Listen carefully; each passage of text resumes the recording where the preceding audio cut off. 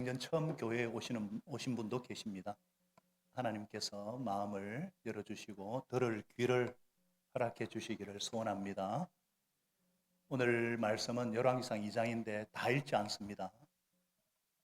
왜냐하면 목장 시간에 미리 또 예배 전에 한 장씩 읽어 오셔야 합니다.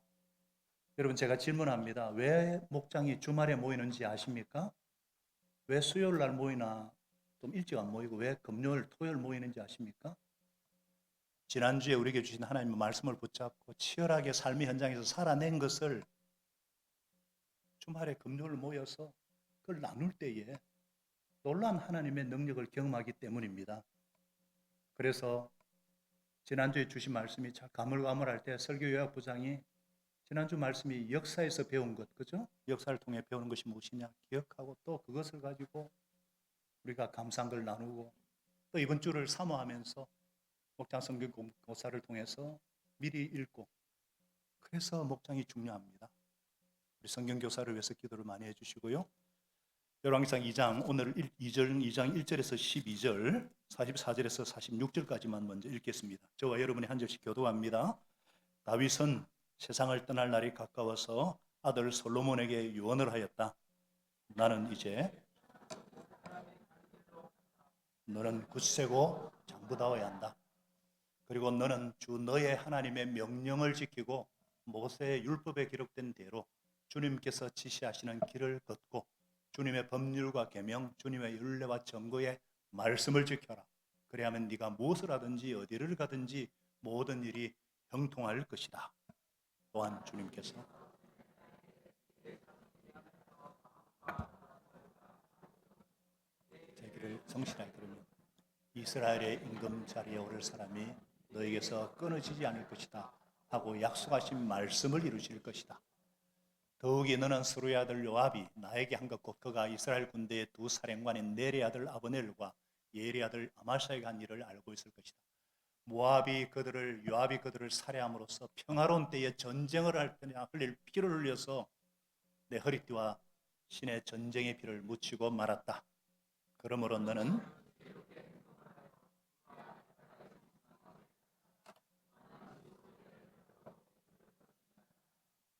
그러나 길라 사람 바르실레의 아들들에게는 자비를 베풀어서 내 상에 삼켜 먹는 식구가 되게 하여라. 그들은 내가 내 형 압살롬을 피하여 도망할 때에 나를 영접해 주었다.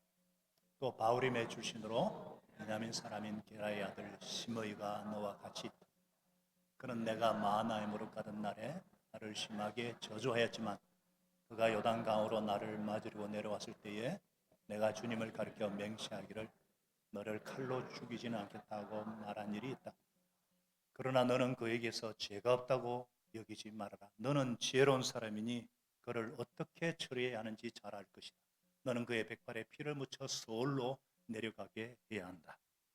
다윗은 죽어서 그의 조상과 함께 다윗 성에 안장되었다. 다윗 왕이 이스라엘을 다스린 기간은 7년이고 헤브론에서 40회고 헤브론에서 7년, 예루살렘에서 33년을 다스렸다.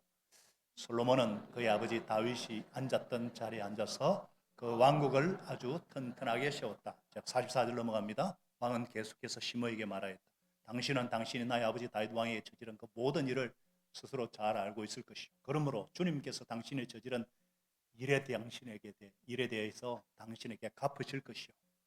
그러나 나 솔로몬 왕은 복을 받고 다윗의 보좌는 주님의 영원토록 견고하게 쓸 것이요. 같이 읽습니다. 왕이 여호야다의 아들 그가 바깥으로 나가서 시므이를 쳐 죽였다. 솔로몬은 권력을 완전히 장악하였다. 아멘. 자, 열왕기 10명의 왕이 아니라 왕들의 일대기라고 그랬죠. 왕들의 역사인데 진짜 주인공은 누구라고요? 하나님이십니다. 하나님이 역사와 나라의 참 주인이시다. 왕은 그런 시대를 이어주는 매개체의 하나일 뿐, 왕은 하나님이 세우신다. 또 리더십의 정점은 후계자다. 그렇게 지난주 우리에게 말씀해 주셨죠. 오늘은 후계자가 해야 될 일, 따라하겠습니다. 후계자가 해야 할 것, 이런 제목으로 말씀을 나누고자 합니다. 오늘 읽은 본문 2장은 다윗이 죽을 날이 임박해서 그러자 그 후계자인 아들 솔로몬에게 유언을 하는 것으로 시작합니다. 다윗이 어떤 사람입니까? 다윗은 이스라엘 백성들이 가장 좋아하고 가장 존경하는 인물로 다윗의 별을 이스라엘 국기에 사용할 정도죠. 마치 미국 사람들이 링컨 대통령을 가장 존경하듯이. 그런 다윗이 이제 죽어갑니다. 1절에 보니까 다윗은 세상을 떠날 날이 가까워서. 여러분, 이 당시의 왕은 어떤 존재입니까? 왕은 어떤 존재예요? 신과 같습니다. 왕권 신수설. 왕은 신의 아들이에요. 신이에요. 그런 시대입니다. 지금도 왕이라고 그러면은 함부로 못 하잖아요. 영국 왕실이나 일본 황실을 봐도 그렇고, 그죠? 그런데 왕도 그냥 인간일 뿐이다. 세상 사람 누구나 가는 길로 가는 존재에 불과하다. 이 말씀이에요. 왜 이게 중요할까요? 왜 이게 중요할까요? 사람이 죽음에 대한 인식이 있을 때에 그때부터 겸손해질 수 있습니다. 그때부터는 내가 주인이 아니라 하나님이 주님이라는 걸 인정하지 않을 수가 없겠죠. 그 왕이 그래서 왕일 수 있는 이유는 바로 하나님의 인도하심, 하나님의 절대 주권, 하나님의 보호하심 때문입니다. 그렇기 때문에 왕에게 집중할 것이 아니라 그 왕들이 얼마나 하나님을 사랑했는가, 하나님이 그 삶의 중심에 있는가, 모셨는가, 그것이 열왕기서의 주제고 그것을 보여준다고 그랬습니다. 자, 제가 질문 드려요. 목장 성경 공부 제대로 했는지 질문합니다. 자, 열왕기서는 언제 쓰였습니까? 열왕기서가 언제 쓰였죠? 쓰여졌죠?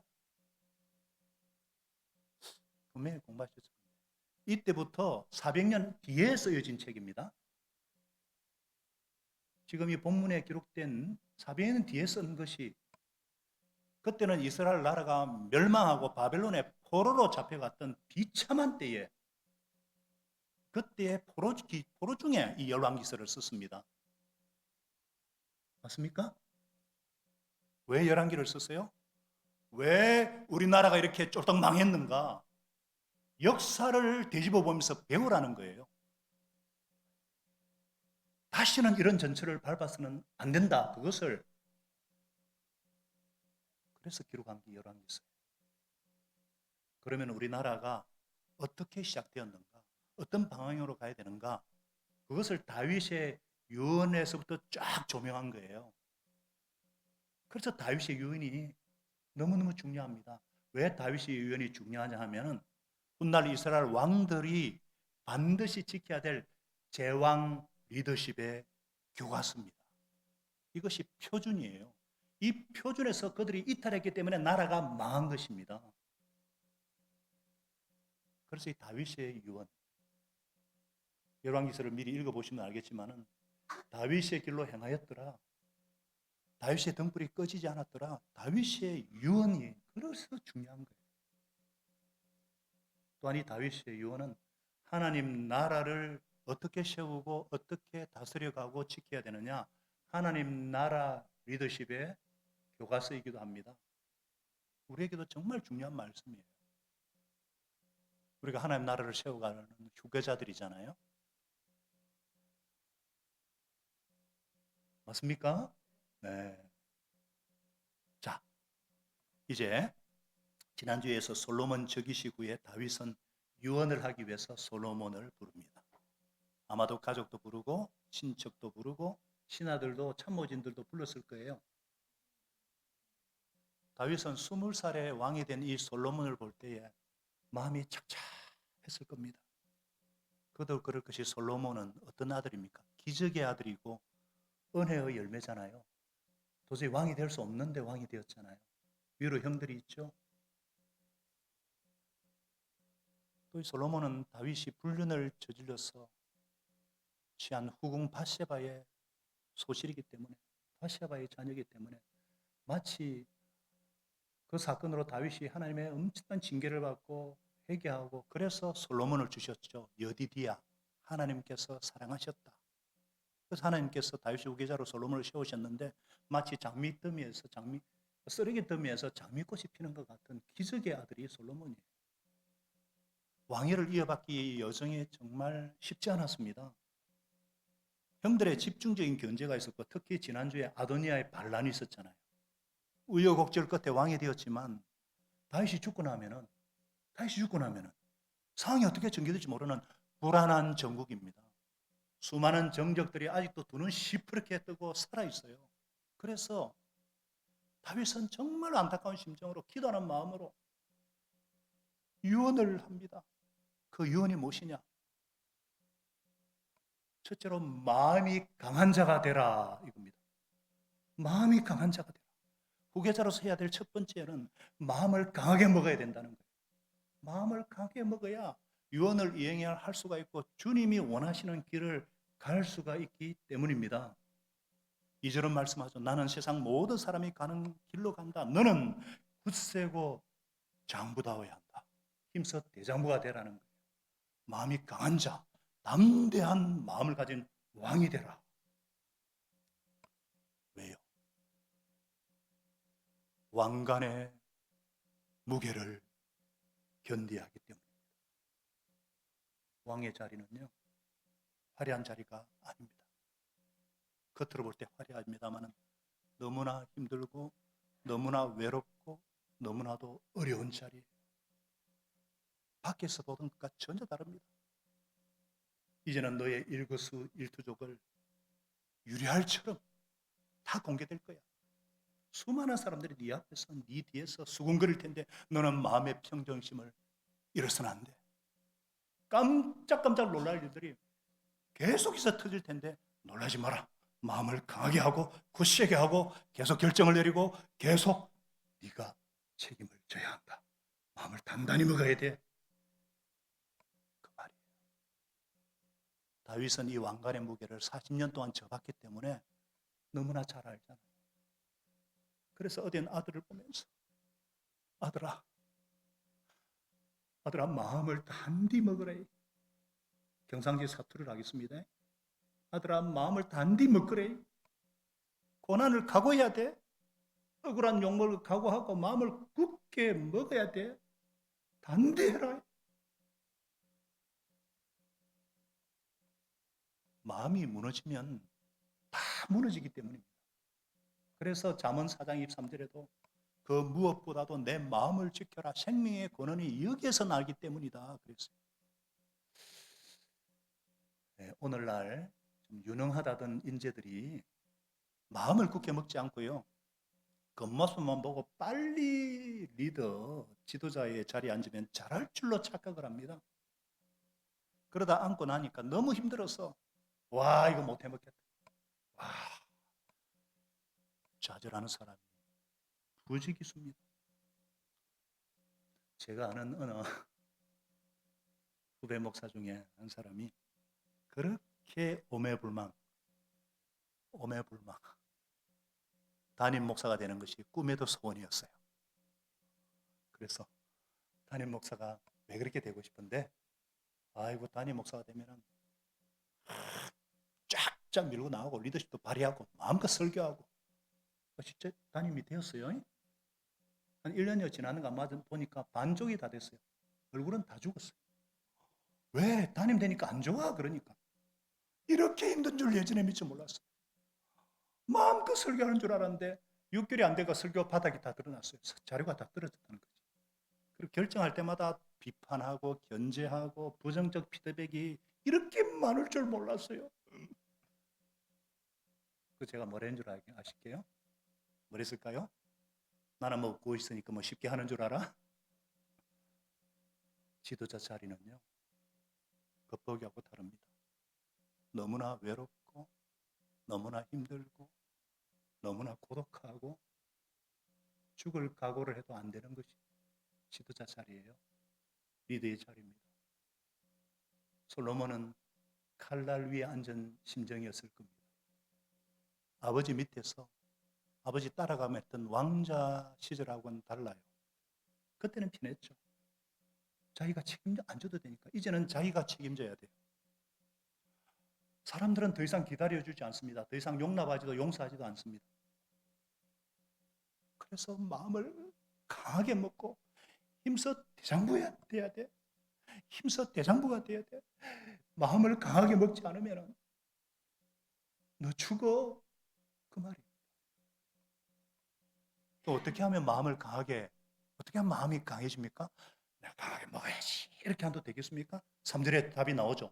너는 주 너의 하나님의 명령을 지키고 모세 율법에 기록된 대로 다 그 말씀을 지켜라. 그러면 형통할 것이다. 제일 먼저 중요한 게 뭡니까? 너의 하나님을 붙잡아라. 다 같이요. 너의 하나님을 붙잡아라. 다윗이 하나님이 아니에요. 내 하나님이 아니라 솔로몬 너의 하나님, 너의 하나님의 명령을 지켜라 이 말이에요.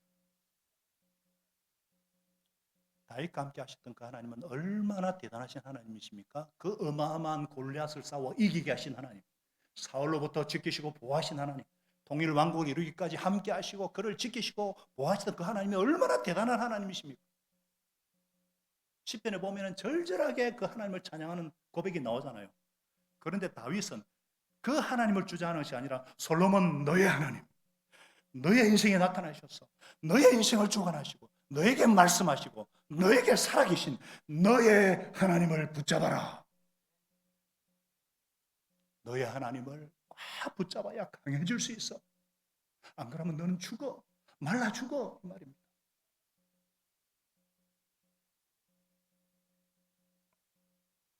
마치 부모의 하나님이 아니라 너의 하나님.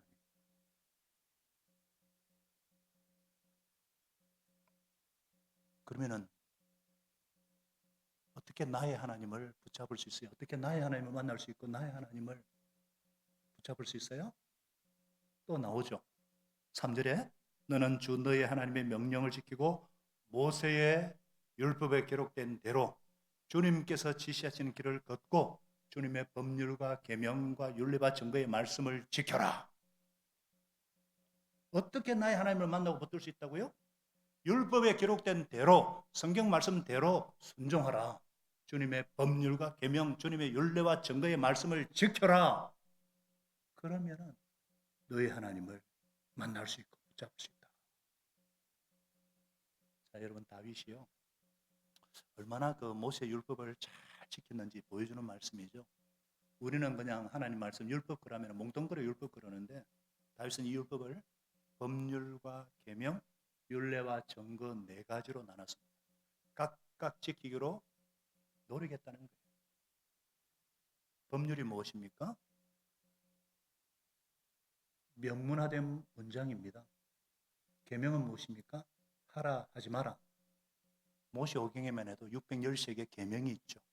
하지 말라는 거 365개, 하라는 거 248개. 그것을 집행한 게 10계명이죠. 율례는 뭡니까? 율례는 지도자로서의 도리, 왕, 킹십, 왕의 도리에 대한 것이고, 증거는 개인적인 하나님의 자녀로서 도리를 말합니다. 그러니까 다윗은 이 하나하나를 다 지키려고 노력했다는 거예요. 율법이 하라 그러면 하려고 노력했고, 하지 마라 그러면 안 하려고 노력했고, 물론 다윗도 다 못 지켰죠. 그것도 연약해서 죄를 지었죠. 그럼에도 불구하고 그랬을 망정 그분의 마음, 다윗의 마음은요, 지키려고 치열하게 몸부림쳤다는 말이에요. 그 말씀을 지킨 결과는 나의 하나님을 만날 뿐 아니라 무엇을 하든지 어디로 가든지 만사 형통할 것이다. 여러분, 형통이 뭘까요? 형통. 우리 참 형통 좋아하지 않습니까? 만사 형통하는 거 좋아하잖아요. 문제 없는 겁니까? 원하는 대로 다 되는 것입니까? 형통이란 지혜롭게 된다. 분별력을 갖게 된다. 그 말씀입니다. 솔로몬을 지혜의 왕이라 그러는데 그때 말하는 지혜와 형통이 같은 말이에요. 어원적으로. 너의 삶을 올바로 분별할 수 있는 눈이 생긴다. 그 말이에요.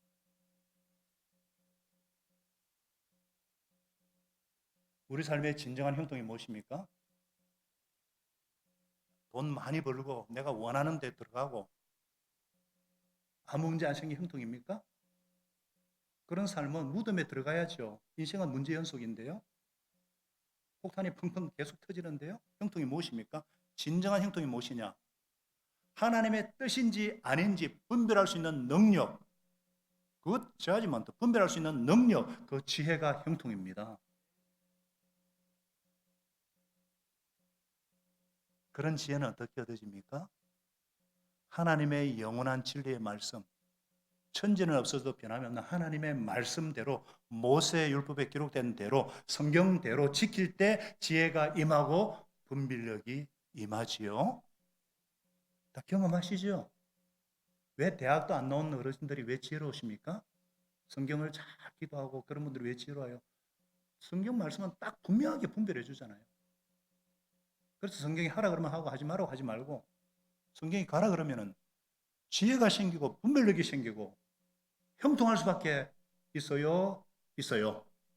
있죠. 아멘이십니까? 다윗이 그거예요. 다윗이 그런 수많은 혼란 속에서 고통 속에서 오뚜기처럼 탁 일어나서 왕자를 지킬 수 있었던 다윗의 제왕 리더십의 지침은 아주 단순합니다. 말씀대로. 그래서 시편을 읽어보시고 다윗의 고백을 보면은 주님의 말씀이 어찌 그리 단지요. 주님의 말씀은 내 발의 등이요 내 길의 빛이니이다. 청년이 무엇으로 그 행실을 깨끗게 하리까? 주의 말씀을 따라 삼갈 것입니다. 내가 새벽에 밤늦게까지 주의 말씀을 묵상하나이다. 말씀대로. 그것을 솔로몬에게 지금 유언하는 거예요. 제왕 리더십의 지침은 단순합니다. 한번 따라하겠습니다. 하나님의 말씀에 순종하는 것을 체질화하라. 한두 번이 아닙니다. 하루 이틀이 아니고 시시각각으로 매일매일 하나님의 음성을 듣고 순종해라. 그것이 너의 리더십의 성패가 될 것이다. 이 유언의 내용은 그 모세가 여호수아에게 한 그 내용하고 아주 흡사하죠. 바울이 디모데에게 한 것처럼 그만큼 후계자가 해야 될 가장 중요한 일은 마음을 강하게 하고 나의 하나님을 붙잡고 말씀에 순종하는 것이 후계자 해야 될 가장 중요한 일이라는 것을 믿으시는 저와 여러분 되시기를 축복합니다. 더불어 다윗은 너만 그렇게 할 뿐 아니라 너의 자손들 앞으로 올 후손들에게도 순종의 삶 믿음의 길을 가도록 가르치라 그랬습니다. 우리 4절을 같이 한번 읽겠습니다. 4절을 한번 더요. 시작. 또 주님께서 전에 나에게 네 자손이 내 앞에서 마음과 정성을 다 기울여서 제 길을 성실하게 걸으면 이스라엘의 끊어지지 않을 것이다 하고 약속하신 말씀을 이루실 것이다. 너에 대해서 끝내지 말고 내 자손들, 후세 왕들까지도 주님의 길, 말씀의 길을 걷도록 가르치라. 그러면 이 나라는 걱정할 것이 없다. 열왕기서의 주제죠. 주님이 지시하시는 길을 갔느냐 안 갔느냐, 다윗의 유언에 순종했느냐 안 했느냐, 그겁니다.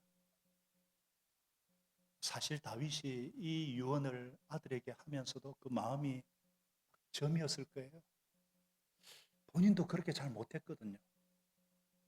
바세바 사건 이후에 영적 권위를 잃어버렸잖아요. 그래서 압살롬에게도 아도니아에게도 훈계하면서 키우지를 못했어요. 그 결과 자식들이 서로 죽이고 반란을 일으키고 사고를 치면서 나라를 쑥대밭으로 만들었잖아요. 그럼에도 솔로몬아, 너만은 그렇게 해서는 안 돼. 너는 영적 권위를 잃어서는 안 돼. 자손들에게 믿음의 길을 걷도록 가르쳐야 돼. 가르쳐야 돼. 그 절절한 당부, 그 절절한 유언을 들었기 때문에 솔로몬의 필생의 역작이라 할 수 있는 또 오는 자녀들에게 주님의 길을 가도록 기록한 것이 무엇입니까? 그것이 잠언이에요. 잠언. Proverbs. 이 잠언에 순종한 경영자들, 이 잠언에 순종한 사람들이 대부분 노벨상을 탔습니다. 유대인을 말하는 것이 아니고 우리에게는 이 성경 전체가, 사랑하는 여러분, 우리 교회가 지금 가장 정성을 쏟는 것이 다음 세대죠. 그리고 대학 청년 싱글들입니다.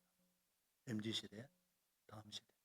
그래서 어린이 목장, 청소년 목장, 싱글 목장, 장년 목장을 통해서 어린이 목자를 세우고 부교자들을 세우고 청소년 목자를 훈련시키고 캠퍼스에 오면은 캠퍼스 목자로 훈련되고 그래서 한 가정을 책임지고 한 이 모든 것들이 우리 세대보다 더 큰 복을 누리도록 우리가 가슴에 끌어안고 우리 자녀들을 위해 기도하고 전수해야 될 바로 그 복은 다윗이 솔로몬에게 준 복과 동일한 것입니다.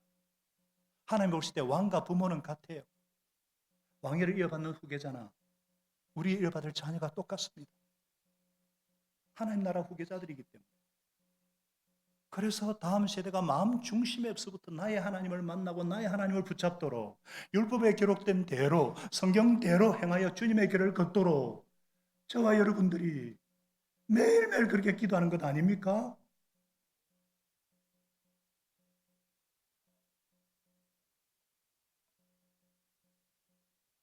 다윗은 마지막으로 솔로몬에게 어떤 유언을 남기느냐?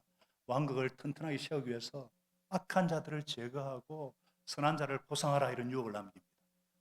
왕국을 튼튼하게 세우라는 유언을 남기면서 그것을 위해서 중요한 얘기를 합니다. 걸림돌을 제거하라. 다 같이요. 걸림돌을 제거하라는 것입니다. 이 튼튼한 왕국을 평화 시대를 여는데 걸림이 되는 두 사람이 있습니다. 요압과 시므이죠.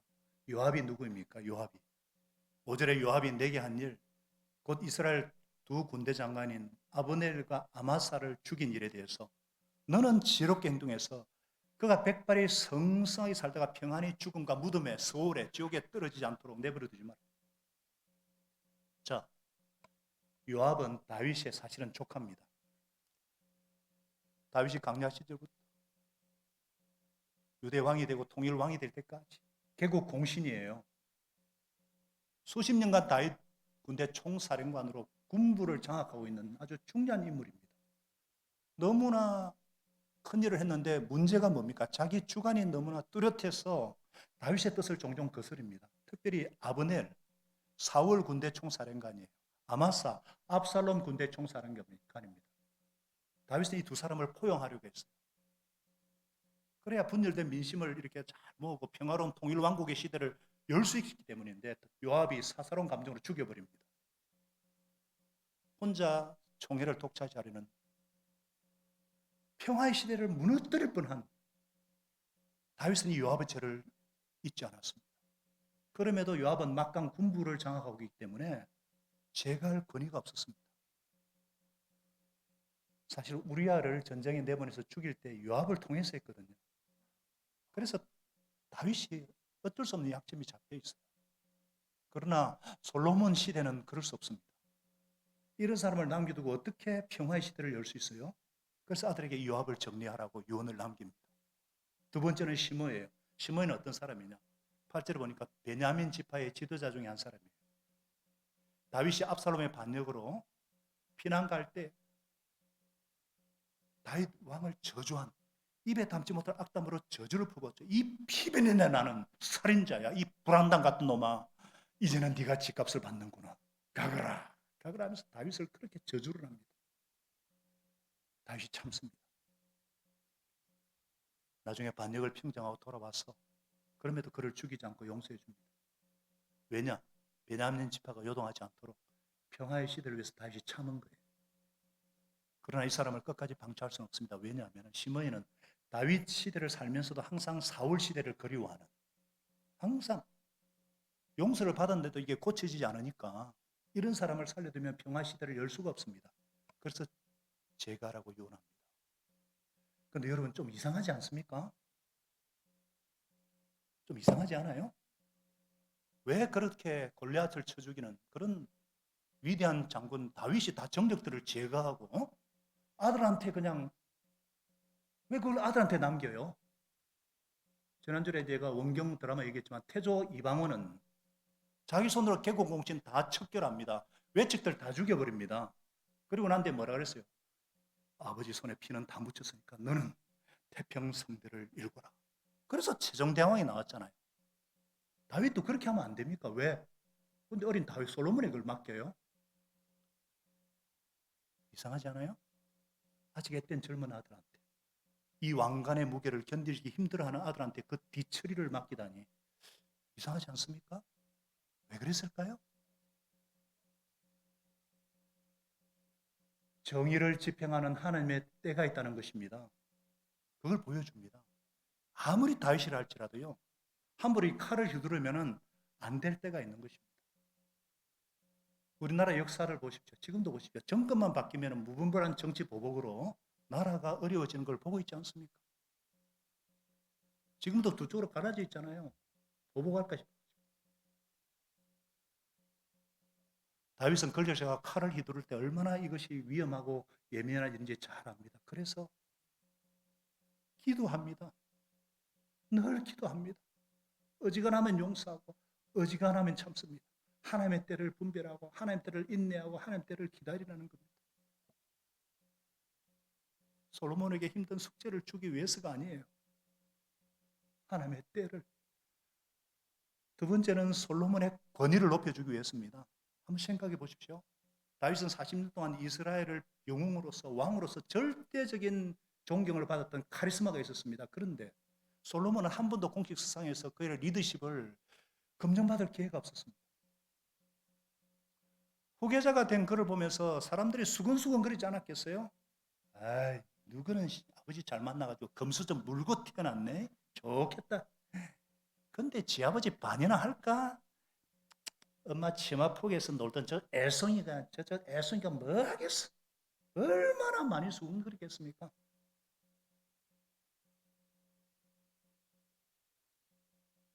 다윗 왕도 어쩌지 못했던 정적들을 이 솔로몬이 지혜롭게 척결한다면 상황이 완전히 달라지겠죠. 그래서 다윗은 이 문제를 얘기하면서 너는 지혜롭게 행동하라. 분별력이죠. 요압을 제거하는 건 굉장히 예민한 부분이라 그랬습니다. 군부의 동료를 막아야 하는 쉬운 일 아니에요. 하나님의 지혜가 필요합니다. 시므이를 제거할 때는요, 또 다른 지혜가 필요해요. 너는 지혜로운 사람이니까 그를 어떻게 처리해야 할지 잘 알 것이다. 다윗도 정답을 주지 않았어요. 그러나 솔로몬 네가 하나님과 동행하면서 하나님이신 지혜의 길을 따라가라. 그러면 하나님께서 도와주실 것이다. 그 말이거든요. 사랑하는 여러분, 자 우리가 적용해 봅시다. 우리가 만일 부모라 칩시다. 부모라고 자녀들에게 하나에서 10가지 다 해주는 거 진짜 부모 아닙니다. 지혜로운 하나님의 사람은요, 자식을 위해서 모든 것을 다 해주는 자가 아니라 도리어 내가 하나님과 동행하기만 하면, 네가 하나님의 길을 가기만 하면 하나님이 도와주실 것이다. 홀로 서는 것이 아니라 하나님과 동행하기, working with God, 하나님과 동행하기, 하나님과 함께 그 일을 하도록 길을 깔아주고 격려해주고 지켜봐주고 기도해주는 사람이 진짜 부모인 줄 믿습니다. 아니 하나님 말씀이 지금 그렇다는 것이라서 제가 뭐 가르치는 것이 아니고 저도 잘 못해요. 그런데 말씀이니까 그렇게. 근데 보니까 실제로 그렇게 되지 않았습니까? 그죠? 지난주 반역하다가 목숨을 겨우 건진 아도니아가 결국 사고치죠.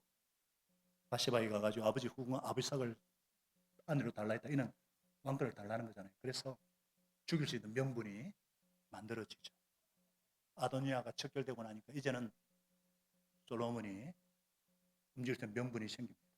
제사장 아비아달은 목숨을 살려주고 고향으로 돌려보냅니다.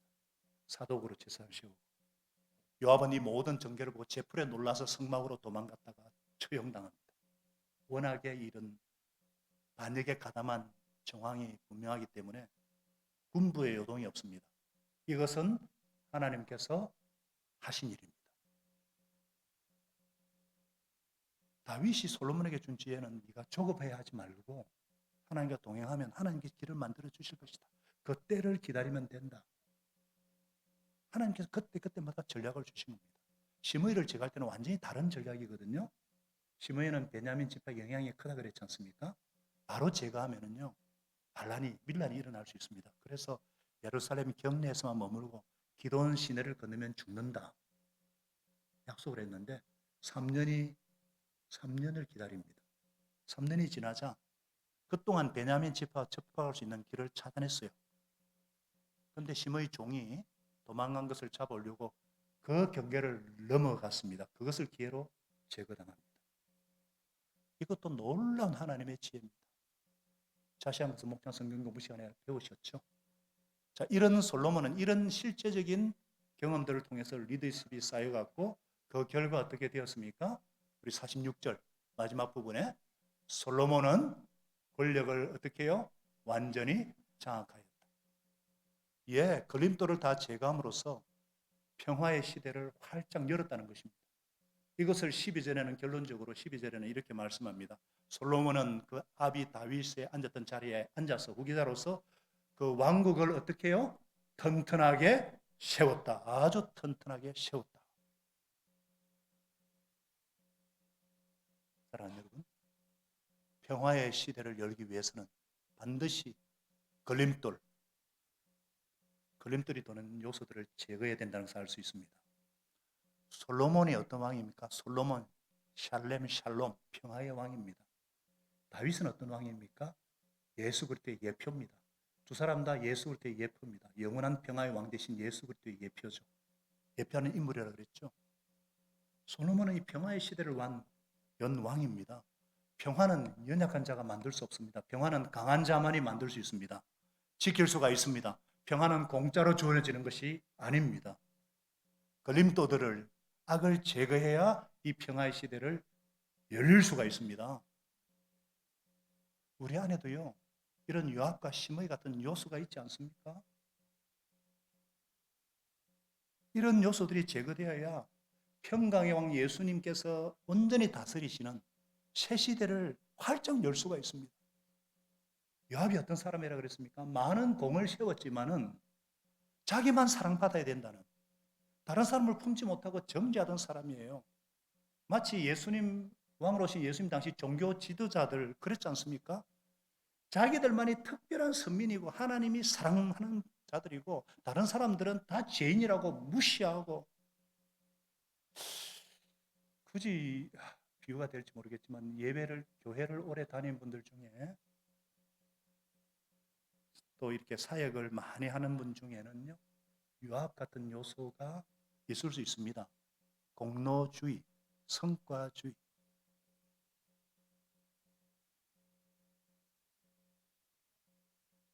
그래서 나만 총애받아야 되고 인정받아야 되고, 한 만큼 인정하리 주지 않으면 다른 연약한 사람 품지 못하고요, 돌아온 탕자를 환영하는 아버지도 싫고요. 그러면 평강의 왕의 은혜를 누릴 수가 없습니다. 하나님은 요압 같은 사람들 때문에 가슴 아파하십니다. 우리 안에 이런 요압적인 요소가 있습니까? 오늘 그 요압이 깨어지고 죽기를 바랍니다. 또 우리 안에 심의가 죽어야 됩니다. 다윗 시대를 살면서 늘 사울 시대를 그리워했던 사람, 옛 성향으로 자꾸 사람들을 몰아가는, 이미 우리는 예수 그리스도의 백성 하나님의 자녀로서 성령께서 통치하시는, 그래서 세수를 새 부대에 담은 새 부대가 되어야 되는데 자꾸 옛 봉성으로 회개하려는, 더 이상 변화를 싫어하고 자기 몸을 도사리는 보신주의, 기회주의라 할 수 있을까요? 세속주의? 이거는 없습니까? 우리 안에 심의 요소가 죽기를 소원하고 깨어지기를 소원합니다.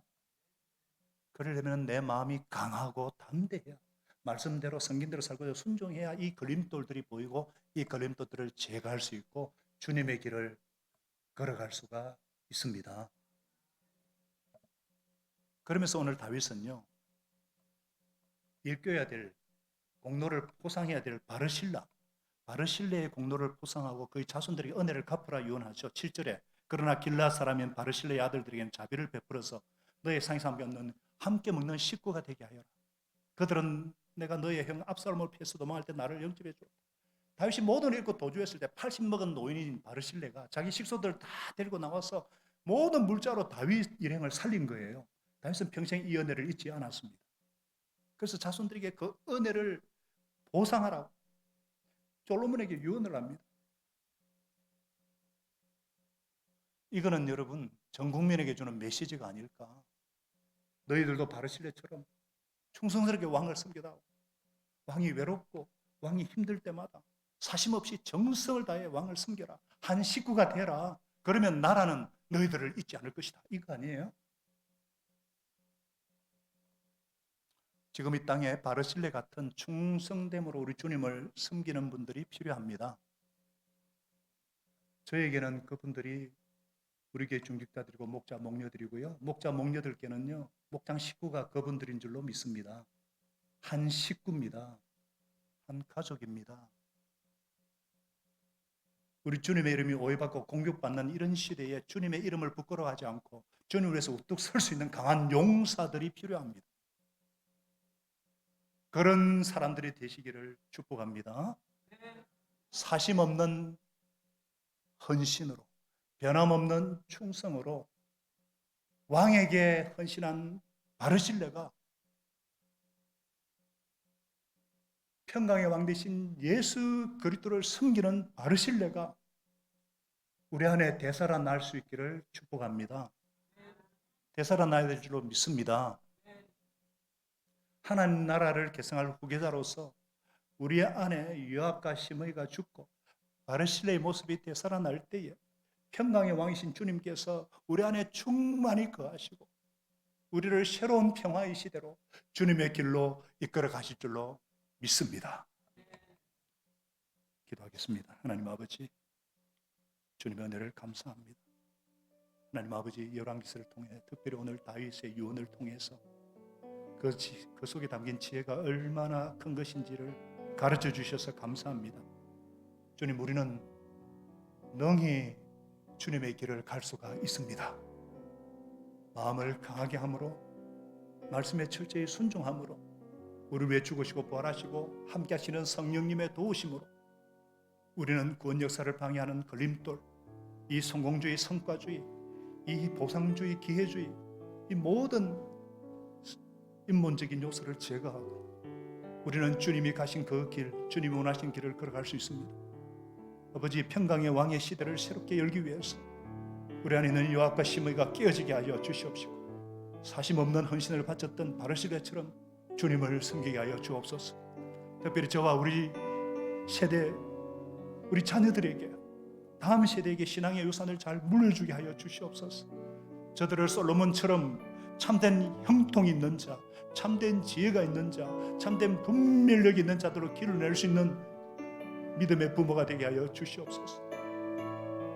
오 주님, 오늘도 우리 공동체와 이 시대에 하늘의 음성을 듣고 순종하는 복을 누리게 하여 주시고 심지가 강한 자를 평강의 평강으로 이르게 하시는 존귀하신 우리의 왕 되신 예수님의 이름으로 감사하며 기도합나이다. 아멘.